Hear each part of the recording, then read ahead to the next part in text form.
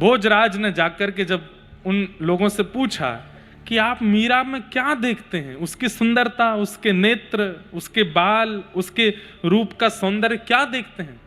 तब संत बोले, नहीं, हम सुंदरता नहीं देखते, हम तीर्थ यात्रा करने के बाद भी जिस भक्ति भाव का अनुभव नहीं कर पाते वो मीराबाई को देखने मात्र से हो जाती है। हम उनमें गुरु देखने के लिए आते हैं।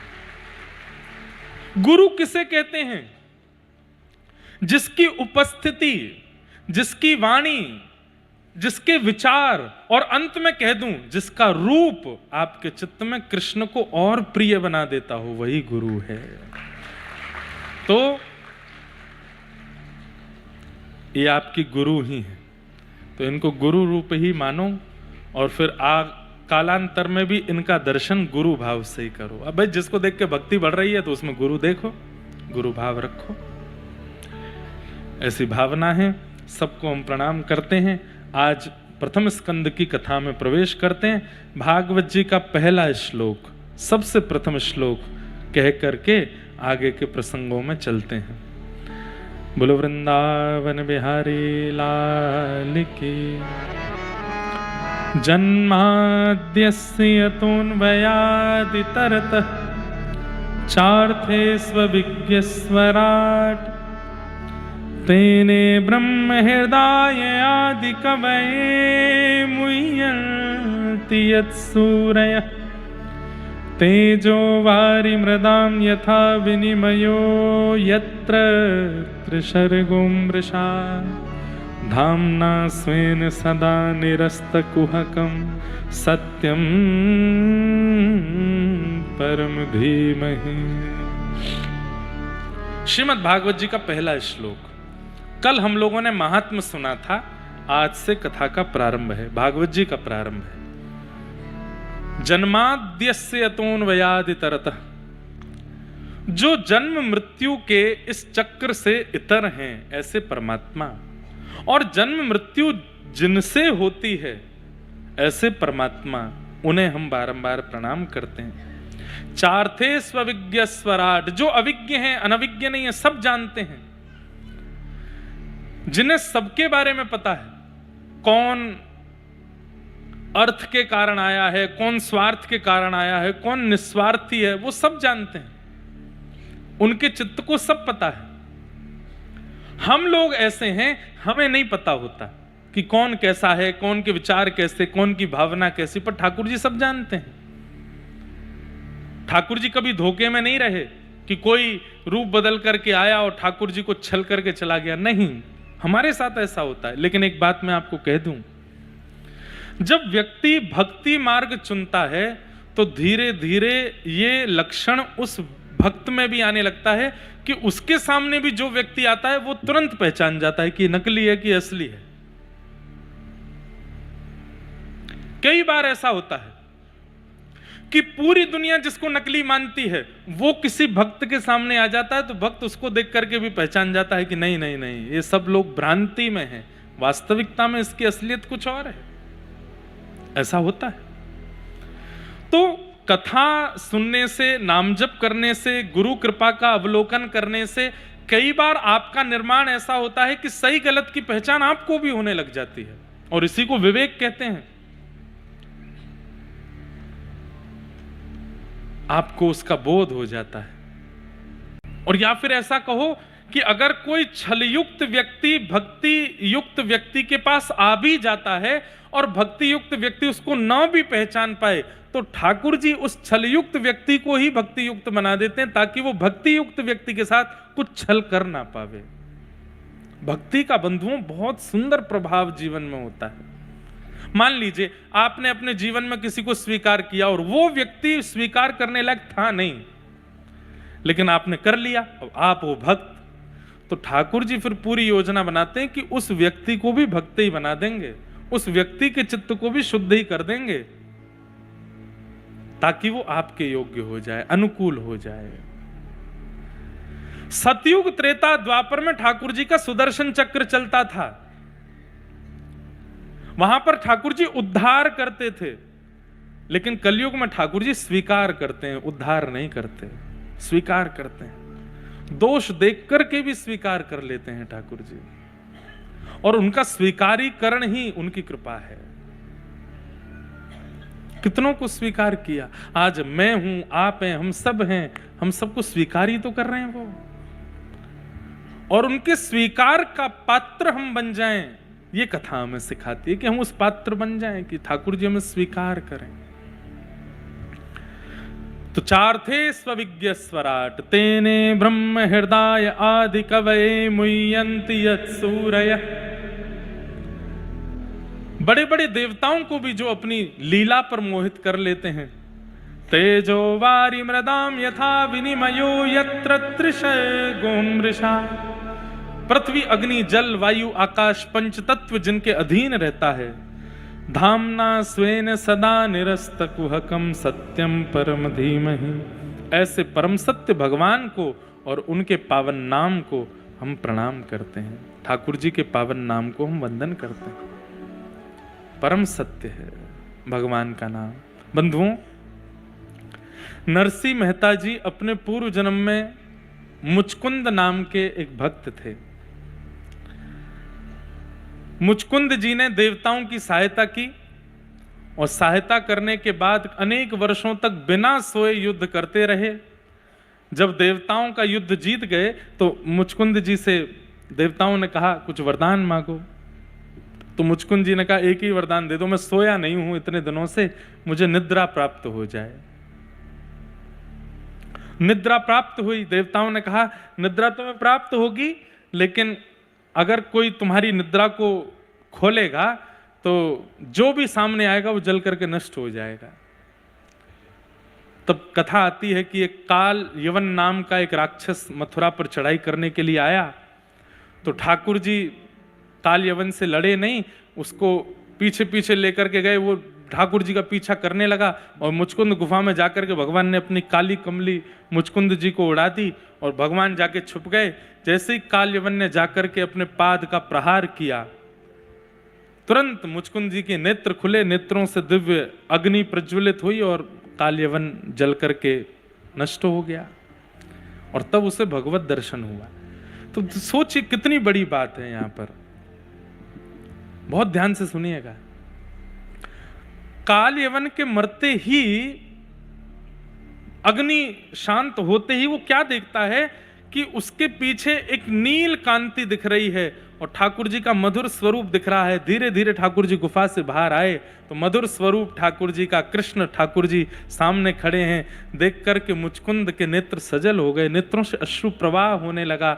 दंडवत प्रणाम किया। ठाकुर जी ने वरदहस्त फेरा, हम तुमसे बहुत प्रसन्न हैं। मुचकुंद जी, अब एक बात सुनिएगा, ये मुचकुंद जी ही नरसिंह मेहता बनकर के आए। मुचकुंद जी कहने लगे, नाथ मैंने ऐसा क्या किया कि मुझे आपके दर्शन हो गए? मैंने कुछ भी तो नहीं किया।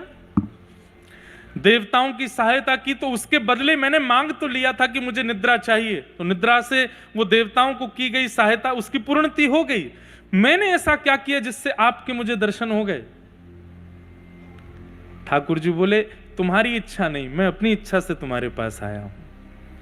तुम्हारी इच्छा नहीं थी, तुमने कुछ किया नहीं है, तुम्हारा कोई प्रारब्ध नहीं, मेरी इच्छा थी, मुझे तुमसे मिलना है और काल यवन का वध तुमसे करवाना है, इसलिए बस मैं आया हूं।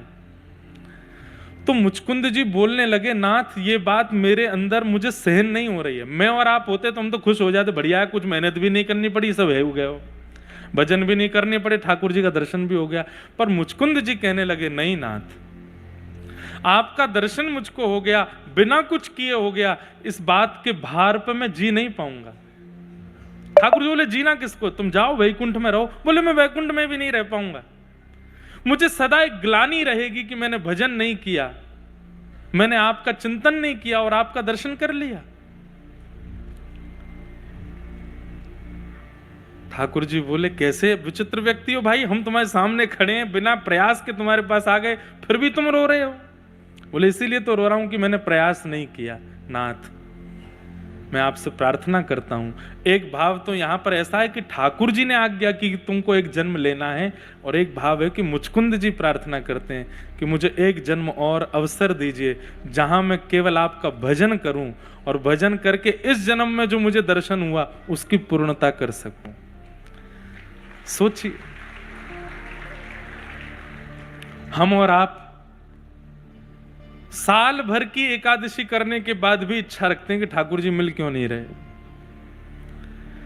जरा से प्रयास करने पर भी हमको यह लगता है कि ठाकुर जी आ जाओ, आकाश फाड़ करके प्रकट हो जाओ।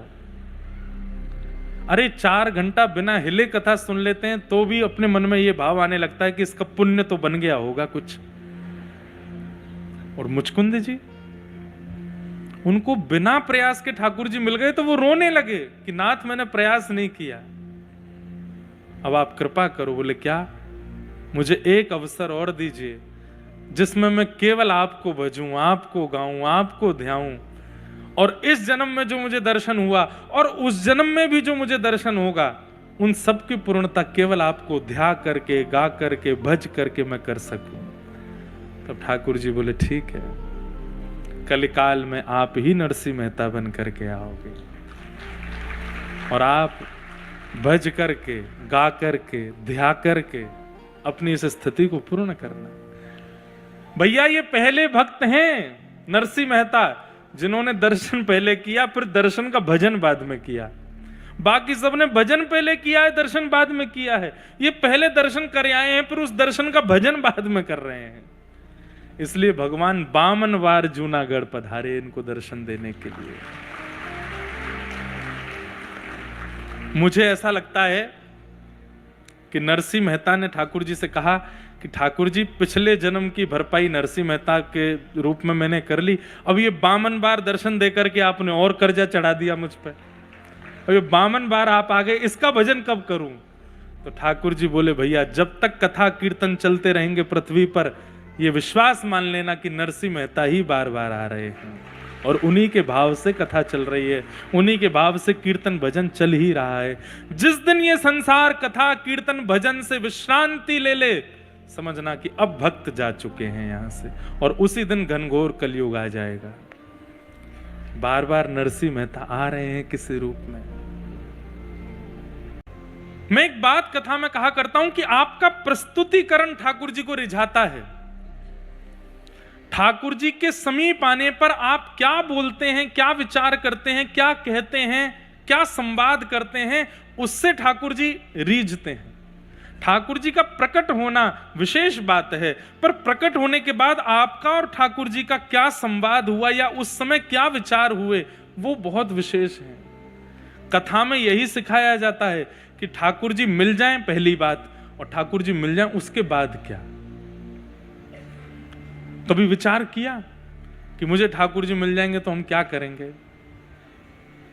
कभी नहीं विचार, क्योंकि हमें विश्वास ही नहीं है कि ठाकुर जी मिलेंगे। मिलेंगे तो हम क्या करेंगे, इसका विचार किया करो। मिलेंगे तो हम क्या बोलेंगे, इसका विचार कर कुछ भी नहीं पाओगे। जो विचार किया होगा एक काम भी नहीं हो पाएगा ठाकुर जी के आने के बाद, लेकिन विचार फिर भी करो। जैसे एक प्रेमी के जीवन में आने के बाद व्यक्ति योजना बनाता है, जब हम मिलेंगे तो ये खाएंगे, जब मेरे बुआ का बेटा आ जाएगा तो वहाँ घूमने जाएंगे, हम मेरा मित्र आ जाएगा तो मैं उसको लेके वहाँ घुमाने लेके जाऊंगा, या ये वाली पिक्चर देखेंगे, ऐसा बात करेंगे, ये खाएंगे। प्रेमी से मिलने से पहले योजना बनाई जाती है। हमने योजना ही नहीं बनाई कभी। हमने आज तक ठाकुर जी के मिलन की योजना नहीं बनाई। हम विचार करते हैं कि हम द्वारिका जाएंगे, बद्रीनाथ जाएंगे, जगन्नाथपुरी जाएंगे, सब योजना हमारी बनती हैं, पर ठाकुर जी प्रत्यक्ष मिल जाएंगे उसके बाद की योजना हमने नहीं बनाई। मैं निवेदन करूं उन भावयुक्त भक्तों से जो नित्य ठाकुर जी का ध्यान करते हैं, एक बार अब योजना बनाओ। ठाकुर जी मिलेंगे, कहाँ मिलेंगे? यहाँ मिलेंगे, इधर हम बैठेंगे, फिर मैं ठाकुर जी से ये पूछूंगा, फिर ठाकुर जी को ये बताऊंगा, फिर मैं ये बना के खिलाऊंगा, ठाकुर जी को ऐसे बताऊंगा। होगा कुछ भी नहीं, पर योजना बनाओ। वो योजना ही भगवत प्राप्ति तक लेकर के जाएगी, वो योजना ही भजन बन जाएगी, वो योजना ही भगवत प्राप्ति का एक साधन बन जाएगी। योजना बनाइए। प्रेमी का स्वभाव है कि वो योजनाएं बनाता है।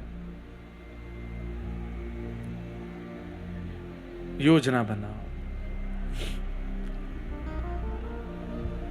धर्म प्रोजित कैतवोत्र परमो निर्मत्सराणां सतां वैद्यं वास्तवमत्र वस्तु शिवदं तापत्रयोन्मूलनम् श्रीमद्भागवते महामुनिकृते किं वा परैरीश्वरः सद्यो हृद्यवरुध्यते त्रिकृतभिः शुश्रूषुभिस्तत्क्षणात्।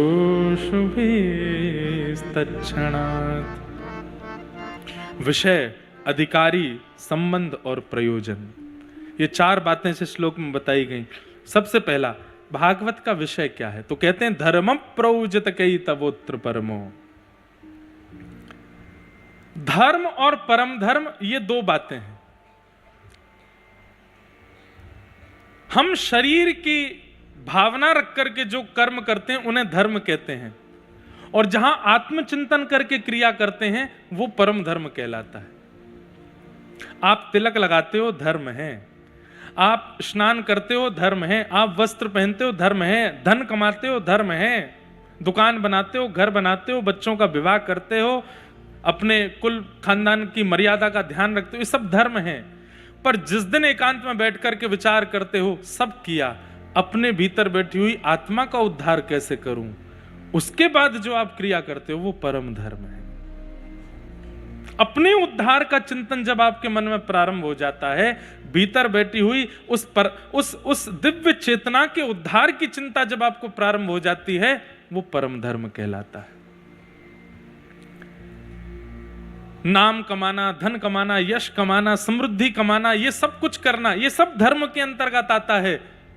पर जिस दिन मन में ये भावना आ जाती है कि जीवन के दिन चार दिन बचे हैं और भीतर बैठी हुई जो दिव्य चेतना है इसको भगवत प्राप्ति करानी है, और उसके बाद जब आप भगवत प्राप्ति की योजनाएं करने लगते हो, वो परम धर्म कहलाता है। भागवत धर्म नहीं, परम धर्म सिखाती है।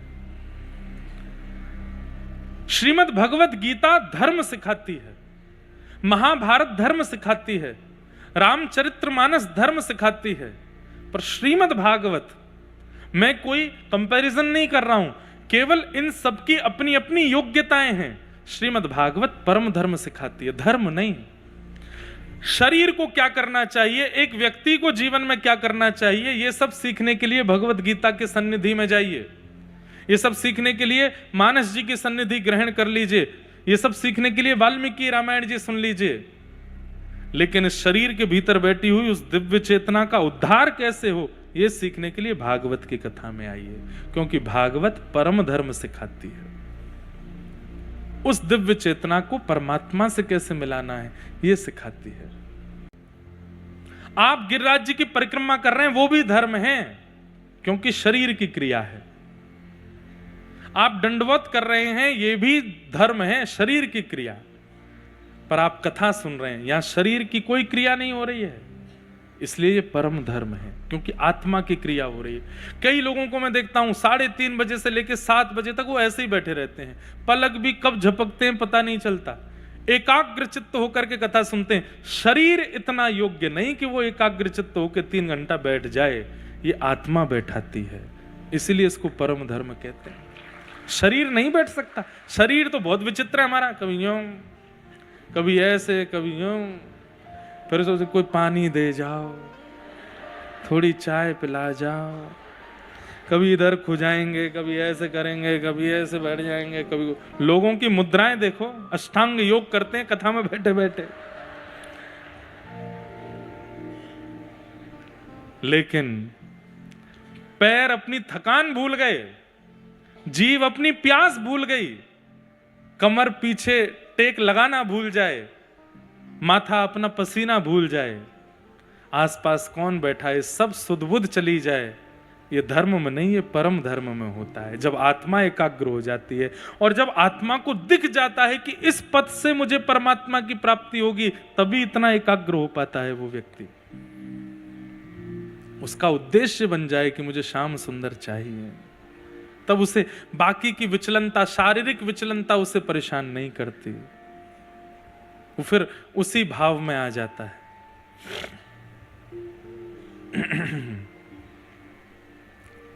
अन्य पीड़ाएं उसका उद्देश्य नहीं होती, भगवत प्राप्ति उसका उद्देश्य। तो श्रीमद् भागवत का विषय क्या है? परम धर्म की प्राप्ति। और परम धर्म किसे कहते हैं? जहां पर आप आत्म कल्याण की भावना सोचते हैं, उस आत्मा को परमात्मा से मिलाने की योजनाएं बनाने लगते हैं। अभी हमारा धर्म इतना ही है कि हम वृंदावन चले जाएं, बहुत है, गिरिराज जी परिक्रमा कर आए, बहुत है, कथा सुन ली, बहुत है, गुरु दीक्षा ले ली, बहुत है। भगवत प्राप्ति होनी होगी तो हो जाएगी, नहीं होनी होगी तो नहीं होगी। ये भी एक धर्म के अंतर्गत की बात है। पर परम धर्म धार्मिक व्यक्ति तो जिद पे अड़ जाता है कि मुझे ठाकुर जी मिलने चाहिए, ये अंतिम जन्म है मेरा, इसमें ही प्राप्त करना है मुझे दूसरे जन्म की प्रतीक्षा नहीं है। वो परम धर्म है। और उस परम धर्म की ओर आपको अग्रसित करने वाली यदि कोई कथा है तो वो भागवत की कथा, ये भागवत का विषय है। अब दूसरी बात, बहुत ध्यान से सुनिएगा। ये सब बंधुओं देखो, हम बहुत सरल सहज कथा के भाव रखते हैं, पर कभी कभी थोड़ी कठिन भाव भी बोलने चाहिए। घर में माताजी रोज पनीर ही बनाती रहेंगी तो बच्चे बिगड़ जाएंगे। कभी कभी तोरई भी बननी चाहिए, करेला भी बनना चाहिए, कभी कभी घर में घिया भी बनना चाहिए, दाल भी बननी चाहिए। क्यों? ताकि उससे उनकी जीव ज्यादा विचलित ना हो। इसलिए कथा में रसयुक्त भक्त चर्चा मेरे को आ भी रहे हैं, पर मैं जानबूझ के ही सुनाता हूं कि नहीं, थोड़ा कसेला सुनाना है, थोड़ा ज्यादा क्लिष्ट सुनाना है, ताकि उससे कई विकार नष्ट होते हैं। भागवत जी का दूसरा भाव, अधिकारी कौन है?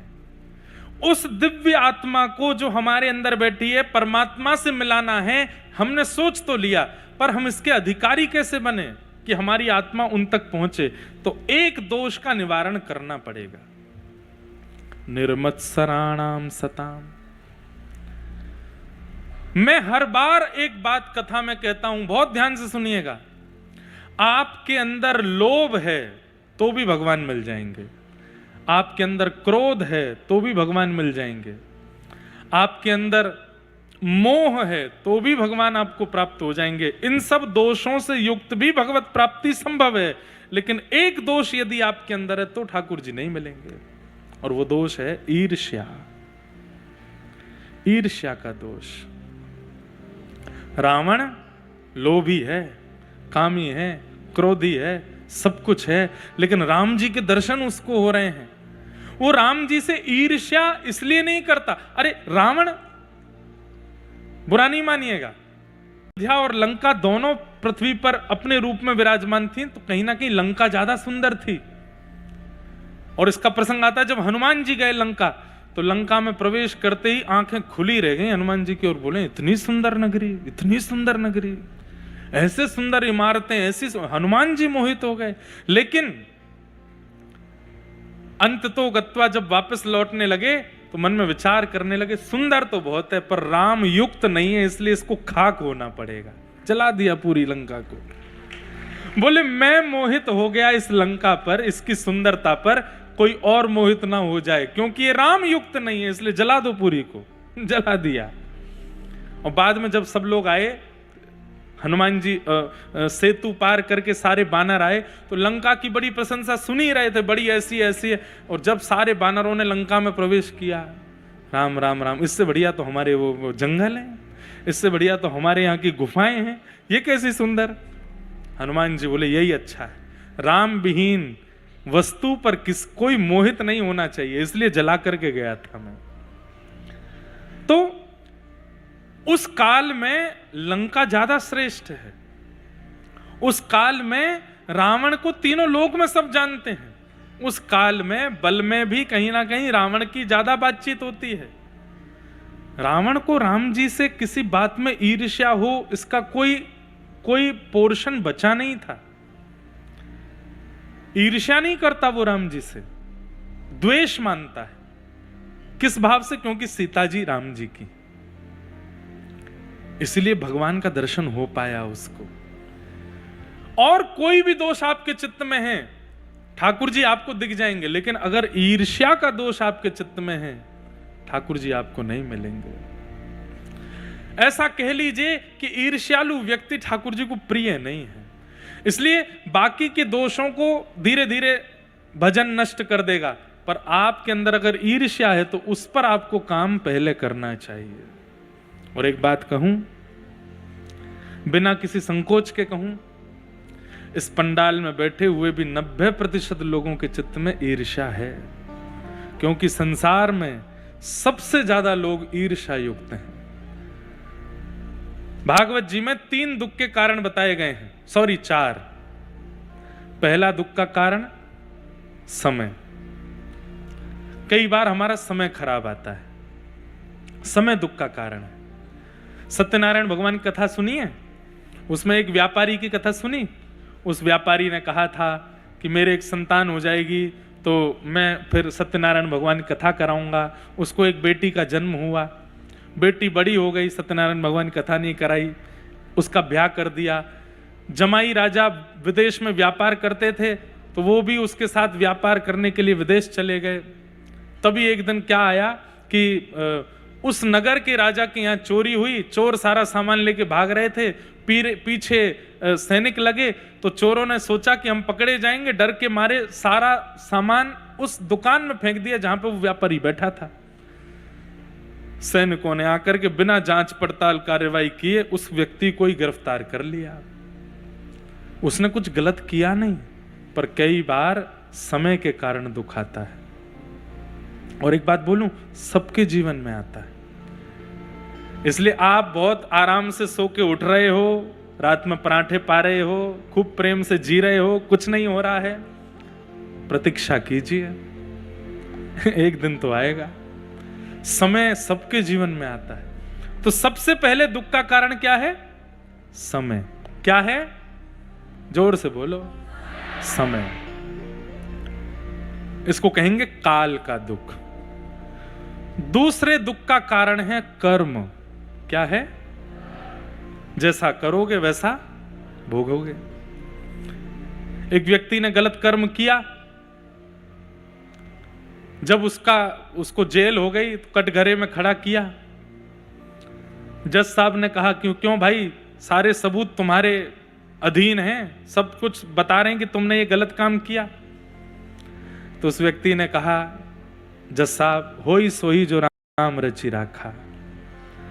राम जी ने जो रचा है वही होगा, बस माध्यम मुझे बना लिया चोरी करने में, चकारी करने में, बाकी मैंने कुछ नहीं किया, सब राम जी करा रहे हैं। जज साहब बोले, बहुत अच्छा, तुमने बहुत बढ़िया बात कही, होई सोई जो राम रची राखा। पर ये नहीं पता, कर्म प्रधान विश्व रची राखा, जो जस करही सो तस फल चाखा। जो जैसा करता है उसको वैसा भोगना पड़ता है। चलो जाओ 10 साल के लिए जेल में जाओ। कर्म दुख का कारण। अगर आपने गलत किया है, अगर आपसे कोई अपराध बना है, घूम करके आएगा, बच नहीं पाओगे। अंतिम श्वास लेने से पहले पहले एक बार तो उसको भोगना ही पड़ेगा। डर मत जाना इससे। कहीं आप लोग आज कथा से डर जाओ, और महाराज जी बता गए, मुझे तो 5 साल पुरानी बात याद आ गई, मैंने ऐसा किया था, मैंने वैसा किया था, ये हुआ था। डरिए नहीं, लौट के आएगा, भोग लीजिए उसको भी। तो पहले दुख का कारण समय, दूसरा दुख का कारण काल, और तीसरा दुख का कारण स्वभाव। कई लोगों के स्वभाव ही दुख होता है, स्वभाव में ही दुख है। क्यों दुखी हो? कथा में कुर्सी नहीं मिली बैठने को, इसलिए दुखी है। ये कोई दुख का कारण है? क्यों दुखी हो? अरे 2 किलोमीटर दूर चाय वाले के पास चाय पीने के, चीनी नहीं डाली चाय में, आज आनंद सब नष्ट हो गया, बिना अदरक की चाय पिला दी, इसी बात से दुखी है। स्वभाव से दुखी, छोटी छोटी बातों में जबरदस्ती दुखी होते हैं। पहले दुख का कारण काल, दूसरे दुख का कारण कर्म, तीसरे दुख का कारण स्वभाव, और चौथा दुख का कारण दूसरे का सुख। वो सुखी क्यों है? वो प्रसन्न क्यों है? ये हंस क्यों रहा है? इसकी हंसी मुझसे बर्दाश्त नहीं हो रही है। ये 4 दुख के कारण है। पर इनमें सबसे ज्यादा दुखी कौन है पता है? जो दूसरे के सुख से दुखी है, वो कभी सुखी नहीं हो सकता। कर्म से दुखी व्यक्ति को ठाकुर जी मिल जाएंगे, काल से दुखी व्यक्ति को ठाकुर जी मिल जाएंगे, स्वभाव से दुखी व्यक्ति को भी ठाकुर जी का अनुग्रह हो जाएगा। लेकिन जो व्यक्ति दूसरे के सुख से दुखी है उसको भगवत अनुभव नहीं हो सकता। उसको जीवन में कथा मिल जाएगी, सत्संग मिल जाएगा, गुरु मिल जाएंगे, लेकिन ठाकुर जी नहीं मिलेंगे। बुरा नहीं मानिएगा, आज की डेट में सबसे ज्यादा संख्या इन लोगों की है, इसलिए ठाकुर जी का दर्शन नहीं हो रहा है। इसलिए हमारी आपसे प्रार्थना है, ईर्ष्या चित्त से निकालो, ईर्ष्या मत करो। कोई आपसे आगे बढ़ गया है, कोई आपसे सुंदर हो गया है, कोई आपसे ज्यादा धनवान हो गया है, कोई आपसे भी श्रेष्ठ हो गया है, आप उसको देख करके प्रसन्न होना प्रारंभ कर दीजिए, ठाकुर जी आपको देख के प्रसन्न होना प्रारंभ कर देंगे। पर हम लोग अपने से ऊपर उठता, अपने से श्रेष्ठ को देख करके दुखी होते हैं, इसलिए ठाकुर जी को हमसे कष्ट होता है। ईर्ष्या सबसे बड़ा कष्ट का कारण है। मैं तो कहता हूं चुपचाप एक काम करना, आज किससे ईर्ष्या होती है उसको याद करो, अभी आंख बंद करके, उससे होती है होती तो सबको है, देखो बुरा नहीं मानो। किसी को अपनी ननद से होती है, किसी को अपनी जेठानी से, किसी को अपनी सास से, किसी को अपने पति से, किसी को अपनी पत्नी से, किसी को अपने पड़ोसी से, मित्र से, किसी ना किसी से होती ही है। उसका चिंतन करो और कथा इसी भावना से सुनो, हे ठाकुर जी 7 दिन बाद मैं कथा सुन के इस व्यक्ति को देखूं तो मुझे ईर्ष्या नहीं होनी चाहिए, तो मैं मानूंगा कि आप मुझे प्राप्त करोगे। और 7 दिन बाद जब यहां कथा पूरी हो जाए, कथा को प्रणाम करते उसके घर जाना, फोन नंबर वगैरह हो तो उसको कहे थोड़ा बाहर आ, तो उसको देख करके अगर उसमें गुण दिख जाए, यार अभी तक इसमें बहुत दोष देखे, आज कोई गुण दिखा, बस समझ जाना अब ठाकुर जी मिलने वाले हैं, अब ठाकुर जी प्रसन्न रह गए हैं, निश्चित प्राप्त होंगे। देवताओं में और राक्षसों में अंतर क्या है? देव वही जो अत्यंत अवगुणवान व्यक्ति में गुण देखता हो, वो देव है, और राक्षस वही जो राम में भी अवगुण देखता हो, वो राक्षस है। हमारी दृष्टि कैसी है? हम सब में दोष बहुत जल्दी देखते हैं। मैं कथा में कहा करता हूं, रिश्तेदार लोग जाते हैं लड़की वड़की पसंद करने या लड़का देखने के लिए, तो जब देखने के लिए जाते हैं, जैसे ही बाहर निकलते हैं, गाड़ी में बैठेंगे 4-5 लोग, गाड़ी जैसे ही बढ़ेगी तो फिर गाड़ी चलाने वाला जो भी होगा बोलेगा आपकी क्या राय है, कैसा लगा आपको? तो बाकी के 3 बाकी सब तो ठीक है, थोड़े से